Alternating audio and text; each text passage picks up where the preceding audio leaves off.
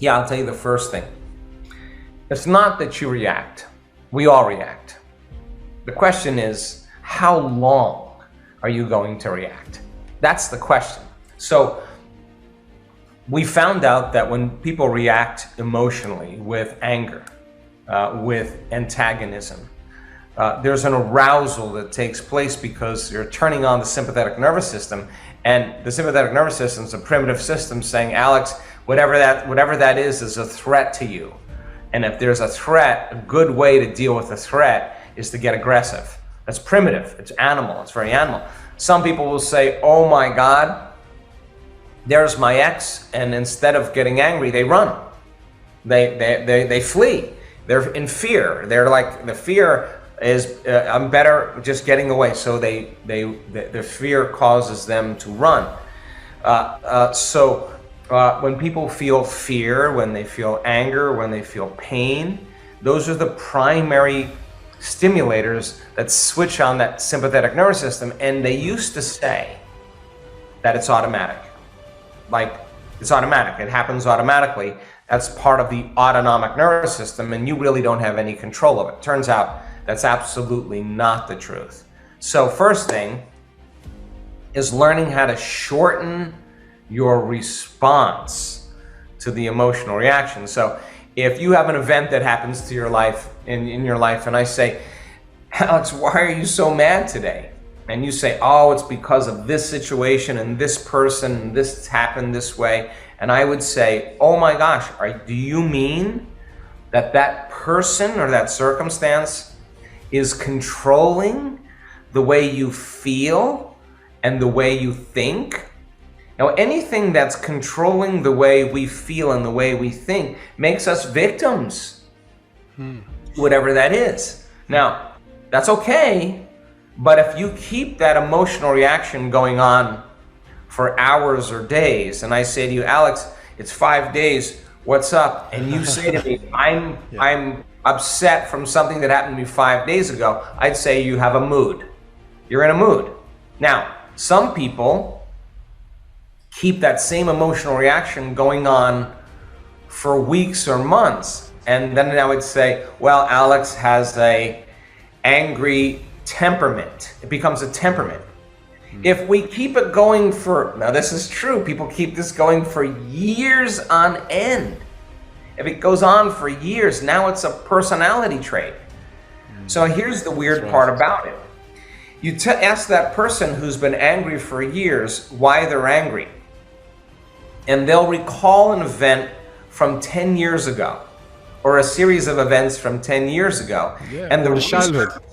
and the research on the memory says that 50% of that story isn't even the truth. They can't even remember the truth. They embellish the story and make it sound worse than it really was to excuse themselves from changing. Now, what we tell people is forget the event. Doesn't matter. The details of the event doesn't. What matters is learning how to overcome the emotion. So when you're sitting in a meditation and all of a sudden out of nowhere your body starts getting aroused and it starts getting frustrated and it starts getting angry, and people say, I'm doing my meditation wrong. You know what I say to them? No. You're doing it right, because that has to come up. So when the anger and the frustration comes up and a person's in a meditation, they have one of two choices: to quit, which is what they've always done. But if you're sitting with 1,500 people and no one else is quitting, you're not going to quit. And if I teach you how to lower the volume to that emotion, and I teach you a way to change that, every time you settle the body back down into the present moment and lower the volume to that anger, that's a victory, because you're telling the body it's no longer the mind, that you're the mind. Now, it'll go, well, what about this circumstance? And what about that? And it'll get aroused again. And then you notice it, and instead of turning on the TV or getting on your cell phone or getting on the social media, you lower the volume again. Now, this is the work. It turns out every time you do that, that victory, you're telling the body that it's no longer the mind, that you're the mind, and then all of a sudden it wants to get up and go. It's busy, it's got things to do, and and you become aware that it wants to do that, and you bring it back to the present moment, you're executing a will that's greater than the program. Now, it turns out if you do this enough times, sooner or later the body surrenders. Sooner or later the body acquiesces. It says, I'm no longer the mind, Alex is the mind. And when that occurs, there's a liberation of energy. That anger, that frustration, literally turns into energy. It's released into the field as information. Now, you return back into your life and you see the same person or the same circumstance, your response to them is going to be much less. Why? Because you took care of it within you.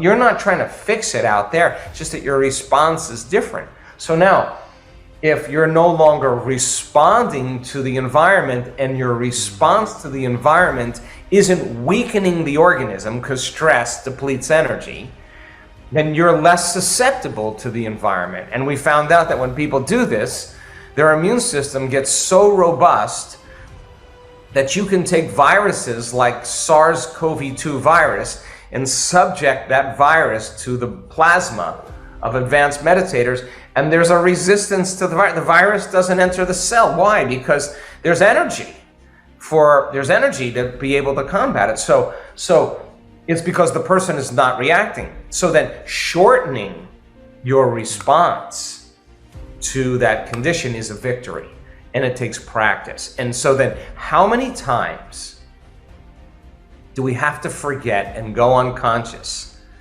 and be angry till we decide to no longer forget and keep remembering and stay conscious? That's change right there. So we use meditation as a model to remind ourselves who we're going to be when we open our eyes, and to remind ourselves who we're no longer going to be when we open our eyes, and stay so conscious of it that we don't go unconscious in our waking day. And if we do it properly, then there's feedback in our life that shows us that you've changed. And remember, nothing changes in your life until you change. And when you change your energy, you change your life. That's the way it is. So teaching people how to change their energy every day, and then be a scientist like, okay, I changed my energy.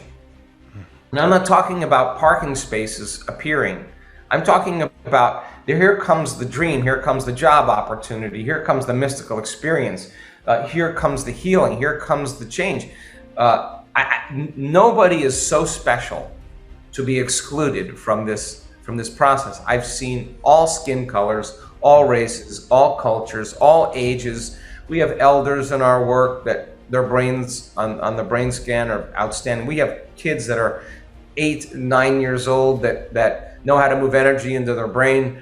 We have people that are sick, that are really, really unhealthy, that turn around serious health conditions. You could be in shape, out of shape. You could eat gluten, not eat gluten. You could eat meat, not eat meat. It doesn't matter. You could be anybody you want to be. Just learn the formula, and then practice it so that you see the outcomes in your life. That's when it gets exciting.